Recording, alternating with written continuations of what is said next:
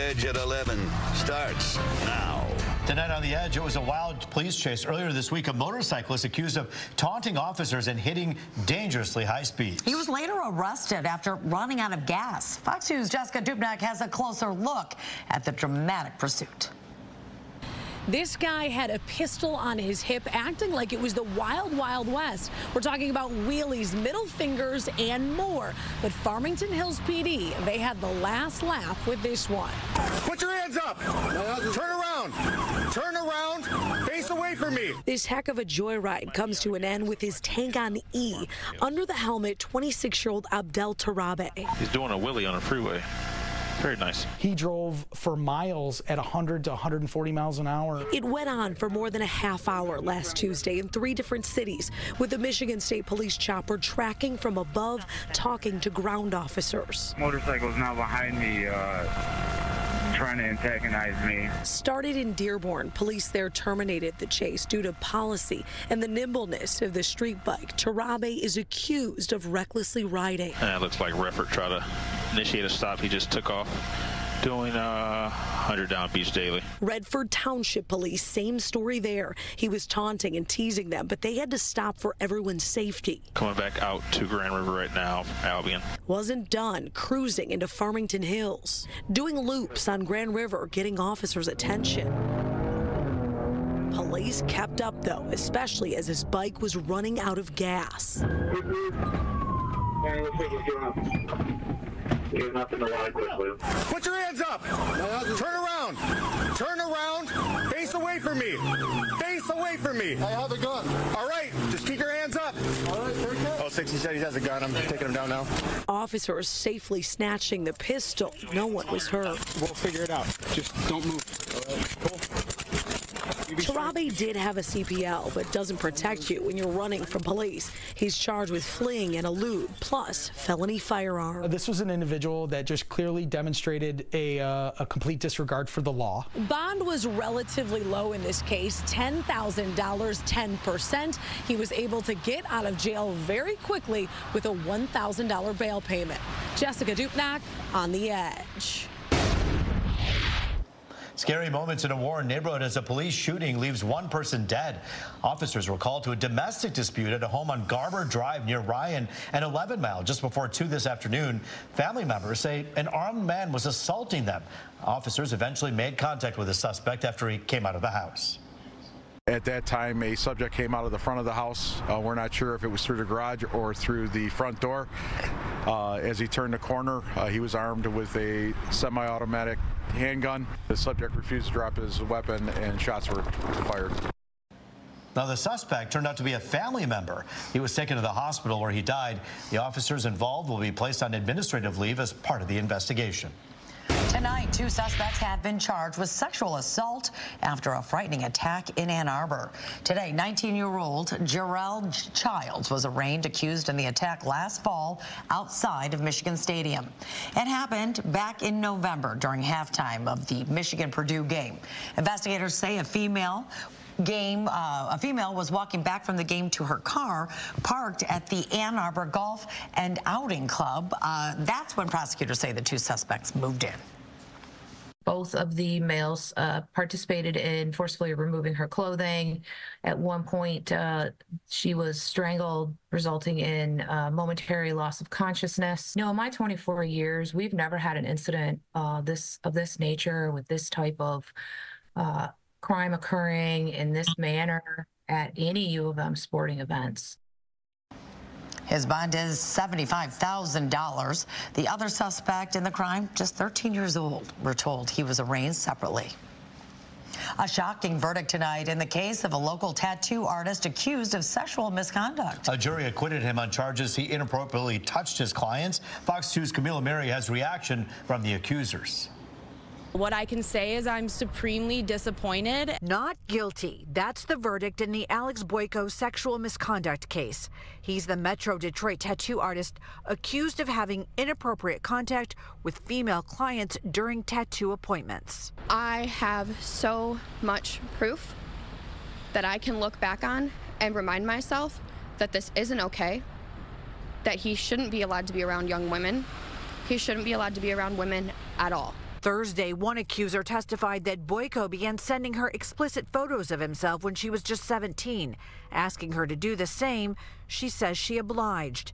Meanwhile, Al Shank Rollins says she was sexually assaulted by Boyko, but she did not testify during the trial. I guess you could speculate that someone wasn't convincing, but no level of assault is ever acceptable. The charges were brought against Boyko in late 2019 after a woman came forward with allegations that he had inappropriately touched her in 2015. Later, more women came forward. He is dangerous and he preys on vulnerable young girls. Boyko's defense attorney calling the women's allegations a, quote, smear campaign. He's been able to slip through the cracks on all of this in the name of defamation. The women we spoke with after the trial fear the not guilty verdict because, as they say, he can continue tattooing. He can legally put his hands on whomever. And the jury today let that continue. This thing that happened to me when I was younger that I let slide is not something that is okay or I would let happen to me today. And another thing that the accuser said is that it really boils down to trust, building a sense of trust and rapport with the person who is doing your tattoo. It doesn't matter, man, woman, that trust really needs to be there. Camille Amiri on The Edge. Well, developing tonight, there are growing fears that war could escalate in the Middle East. President Biden says he expects Iran will attack Israel, in his words, sooner than later. It comes after an Israeli airstrike on Iran's consulate in Syria. Iranian officials have since threatened to attack Israel. When asked what his message to Iran was, the president simply said, don't. We are devoted to the defense of Israel. We will support Israel. We will help defend Israel, and Iran will not succeed. Tonight, Metro Detroit leaders from the Arab and Jewish communities are weighing in on the possibility of an Iranian retaliation strike against Israel. The executive director of the Jewish Community Relations Council says while the developments are troubling, Jews have been fearful ever since the attack on October 7th. Of course, news like this that is horrible, to say the least, it makes Jews that much more fearful. We are thankful to President Biden and the administration for reiterating their ironclad support for Israel and the right to defend themselves. But nonetheless, it's a very scary time right now. Well, we also heard from the publisher of the Arab American News. He says he's not surprised by Iran's threats of retaliation, and he hopes things don't escalate. Israelis started this, and now the Iranians are saying they're going to retaliate. Now, if someone bombed our embassy, the United States embassy in any country, don't you think that the United States will retaliate? They would do. And therefore, you expect Iran to retaliate. The U.S. and other nations have now issued new travel warnings for Israel because of the threat of a strike at any time by Iran. Well, Metro Detroiters preparing to bid a final farewell to Bishop Thomas Gumbleton. The funeral for Gumbleton is set for tomorrow at the Cathedral of the Most Blessed Sacrament in Detroit. Visitation has been going on for the past few days. Gumbleton was known as a progressive and passionate priest and a social activist. His influence spreading to others like Cardinal Joe Tobin, who flew in from New Jersey to officiate the funeral. He was a mentor and a model for me. He was, I dare say, a Pope Francis before there was Pope Francis. Thank you. Thank you for teaching me how to be a priest, and I'm still trying to learn how to be a bishop. Services are set to begin at 11 a.m. It'll be streamed live on the Cathedral's Facebook page. Well, turning to the weather, expect to start this weekend with some sunshine. Oh, isn't that great? Weather authority Stephanie Mead joins us with the good news. Yeah, so finally starting to see the rain subside right now, and we're also starting to see winds slightly diminish. They're still around. They're still very much gusty. We still have the wind advisory in play for the next, say, 40 to 50 minutes. So still a little gusty, even heading into later on tonight. Most of us, though, settling into the upper 40s, low 50s. So with those gusty winds, also a lot of cloud cover. Temperatures really haven't budged too much. 48 in Lansing, 44 hour in Mount Pleasant. We're in the low 50s right now in Detroit. But notice from just about an hour or so ago, or even a half an hour ago, we are seeing, I should say, those winds really significantly diminish, anywhere between, say, 20 to 25 miles per hour. So we'll still keep gusts probably around that as we head through the overnight hours, and then we'll see those wind gusts up to about 20 miles per hour tomorrow.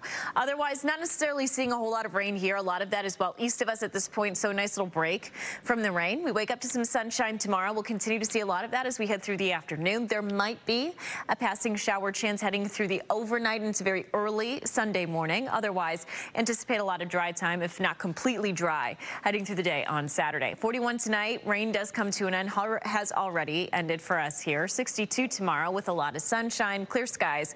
Might be a little breezy, but not as strong as what we saw today. Wind gusts tomorrow, 10, 15 at most, 20 miles per hour. Will be directly out of the south, so much warmer air will be piped in as we head through the day, not only tomorrow, but also on Sunday as well. And even though we do have that stray rain chance, we see a lot of dry time. So don't let that deter you from going outside and enjoying some of that nicer, warmer weather on Sunday. Middle part of the week is when we start to see our next chance for some rain that arrives Tuesday, Wednesday, potentially into Thursday as well. So we do have more of an unsettled weather pattern even heading through most of next week. Our Fox Futurecast model shows that passing shower chance during the day on Sunday, rather.